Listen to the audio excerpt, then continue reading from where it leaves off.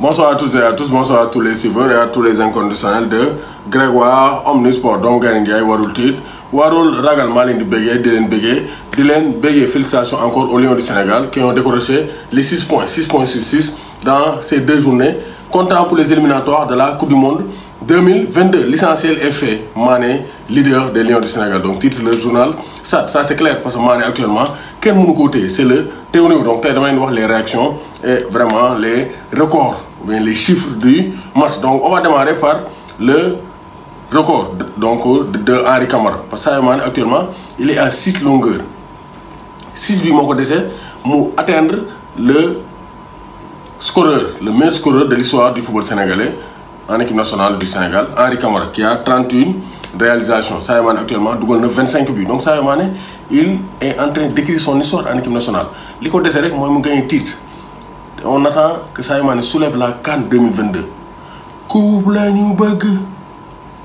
Sadio coupe la ñu bëgg Tchadjéwres non coupe bu ñëwee rek Sadio Mané vraiment il sera le meilleur joueur donc de l'histoire du football sénégalais. Donc ça c'est très clair. Donc Mané en leader. Pourquoi? Parce que Mané bu ngeen seetloo dernier match yëpp Mané day jël match yi Mané day gagner match yi te loolu lañ doon xaar ci moom. ñu ko doon ay Samba Alaar en 2017 bi mu raté donc coupe d'Afrique face au Cameroun coupe d'Afrique des Nations mu raté penalty mais léegi gis nañ Sadio Mané c'est bonifié day créer penalty teg bal bi dóor ne gars yi ñëw leen ñu continuer. Donc Mané a mûri, il a gagné en confiance et ça c'est de très bonne guerre pour l'équipe nationale du Sénégal. 4 buts lors des 4 derniers matchs avec l'équipe nationale du Sénégal. Donc ça c'est très clair. Donc il avait mis un but face au Cap-Vert, un face à la Zambie. Donc gis nañ ko face donc au Congo aussi dugal na. Donc gis nañ ne vraiment Sadio Mané c'est le très haut niveau. Gis nañ ko dernièrement face au Togo, il a marqué. Donc vraiment on veut ce Sadio Mané pour le reste de sa carrière en équipe nationale du Sénégal, mais aussi pour le reste de sa carrière avec Liverpool. Donc Sadio Mané ca kanam li leen doon xaar ci moom donc maintenant actuellement c'est le leader offensif de l'équipe nationale du Sénégal et alhamdoulilah il gère bien les transmissions day wàcc jël si bali il commune bien avec Boulaye Dia et avec les autres excentrés. Donc alhamdoulilah Henri Camara 31 buts, Sadio Mané 25 buts, Mamadou Niang 23 buts, donc Mamadou Diallo 22, El Hadji 21 buts, Bokandé 20 buts, donc Moussa Sow 18 buts, Pape Demba 17 buts, Amara Traoré 14 buts et Moussa Konaté 12 buts. Loolu mooy le top 10 des meilleurs buteurs de l'histoire du football sénégalais. Donc les réactions du match après le match, donc les Lions ont réagi. Donc Lions yi bëri réagir nañ mais on va démarrer par l'entraîneur Aliou Cissé, l'homme des grands événements, Aliou Cissé Bouna Marasta. Donc nee na si je dois être insatisfait nee na vraiment muy féliciter joueurs yi nee na ñun du poser question ne vous venez de gagner un match qui n'a pas été facile. Quelle analyse faites-vous? Mu ne d'abord on va garder la victoire moom nee na victoire bi dañu njëkk a xool parce que loolu mooy objectif final bi mais nee na du ñëwaat ci décision arbitrale yi parce que arbitre yi dañuy nelaw arbitrage africain bi baaxul waa yi dem dañoo naroon sànq te à chaque fois Sénégal on se fait léser CAN 2006 même CAN 2000 Égypte ñaari bal yi dugg donc si vous rappelez bien on a Nigéria gars yi dugg ci terrain bi Algérie final bi paye sax Guédioura ci centre Ismaïla Sarr bi la main était décollée. Il avait pour intention de bloquer la balle. Intention moo doon bloquer balle bi. Donc c'est pour dire que Sénégal à chaque fois yàgg nañ ko indi ay problème te Belmadi sax mu ngi koy kaas nee na face au Burkina Faso arbitre bi ko wax mu jox le jaune donc day pénaliser équipe nee na l'arbitrage africain c'est à revoir te arbitre bi ñu indi keroog da doon saboter Mohamed Ali Moussa le Nigérien là dafa saboter match bi donc CAF suñu fédéraux yi nañ dem taper sur la table comme actuellement ñooy diriger suñu football bi mais nañ dem taper table bi parce que bu ñu fi toogee boo demee CAN aussi nii lañ lay def day ñëw ci ay détails ñu may penalty wala faute ñu créer ay coup franc wala dugal bi ñu refuser ko ñu éliminer la donc on doit être vigilant parce que le football ne se joue pas seulement sur le terrain football bi day jouer au-delà du terrain attention vraiment donc Aliou Cissé nee na on va préparer la 3e journée contre la Namibie mais ces 2 victoires renforcent notre mental te wax na dëgg parce que démb on a gagné avec du mental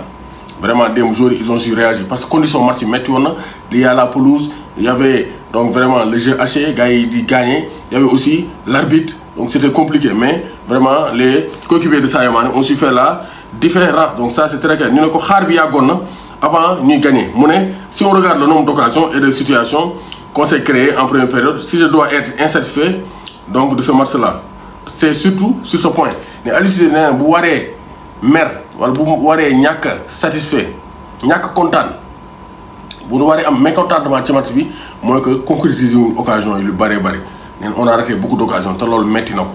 nee na il faut beaucoup plus d'efficacité devant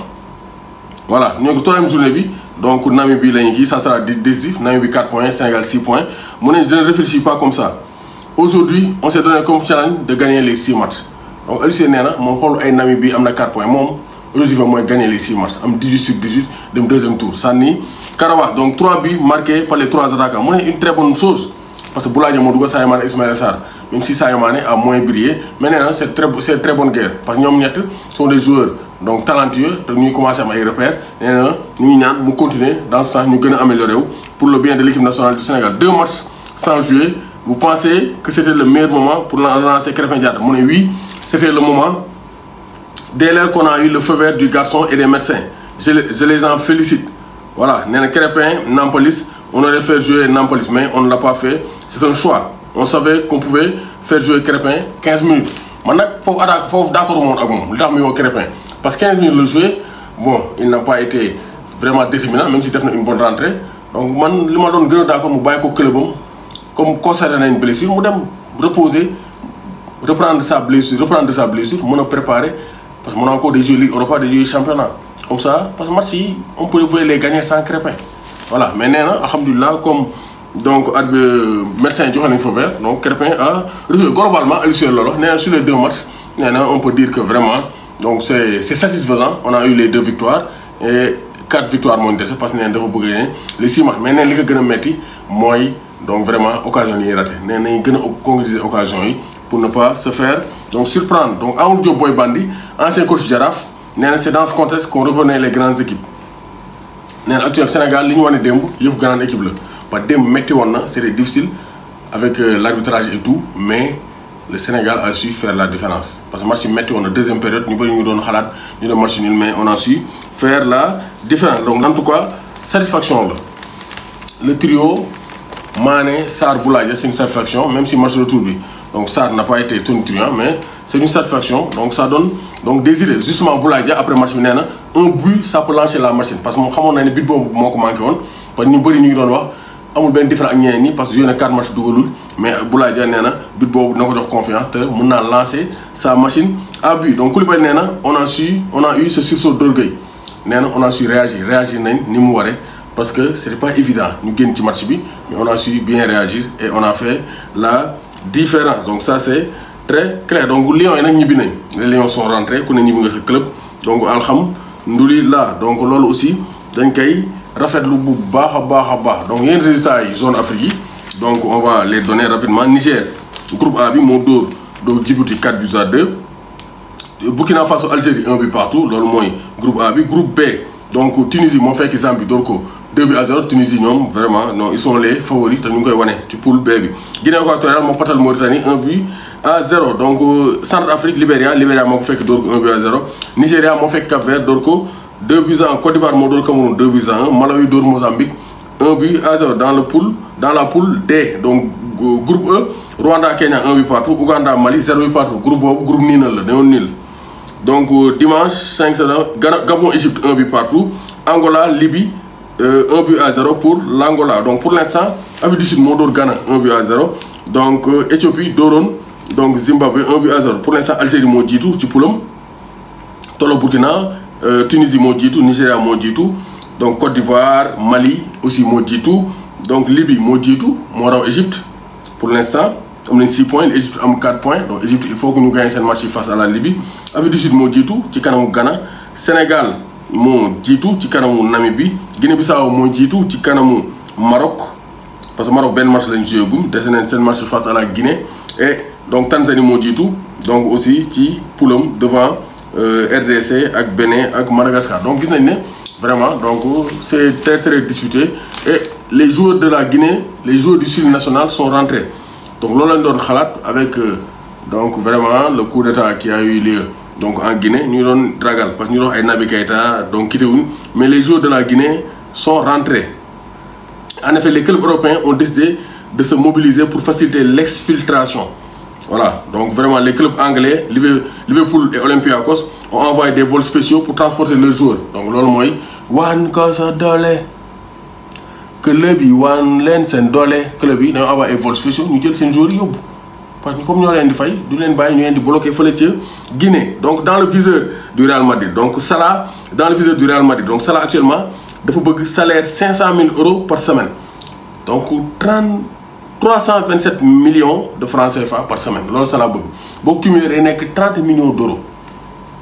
par an. Est-ce que Liverpool dina ko fay? C'est ça la grosse question. Sur les informations du Mirror donc le mythique dans la mythique équipe espagnole le Real Madrid donc il veut recruter Mohamed Salah donc au cas où Salah ak Liverpool bañ a trouver accord pour une prolongation donc ça c'est très clair. doomu Gaynde Njaay warul tiit warul ragal vive le Sénégal Sadio Mané sunu fierté. Saison football bi léegi mu ubbiwaat bientôt la CAN bientôt la Coupe du Monde 2022 bientôt les Jeux olympiques bu ngeen bëggee seetaan match yi sport bi télénovelas yi documentaires yi film yi séries lu ngeen bëgg dem leen abonné télé internet la télé de l'avenir avec Satek Méga IPTV 8000 chaînes à 39 500 l'année box bi dañ koy jaay avec donc 30 000 francs abonnement bi 39 500 muy 69 500 année bi yëpp ngay seetaan chaîne bu la neex dootoo fay dara boo amee Smart TV abonnement bi rek ngay jënd à 39 500 donc télé internet la da ngay wifi sa kër mu koy doxal donc c'est la télé de l'avenir. Vous abonnez sur Satek Méga IPTV contactez le 77 535 97 62 77 535 97 62. Mondial Sport leader de l'équipementier au Sénégal ñëwati na avec ses soldes d'été mooy maillot de la défense saison 2020-2021 moom la ñuy jaay 3 maillots à 15 000 francs ñetti maillots à 15 000 francs mooy maillot saison bi weesu donc n'hésitez pas à contacter le 77 666 03 95 le 67 059 99 84 Mondial Sport leader de l'équipementier au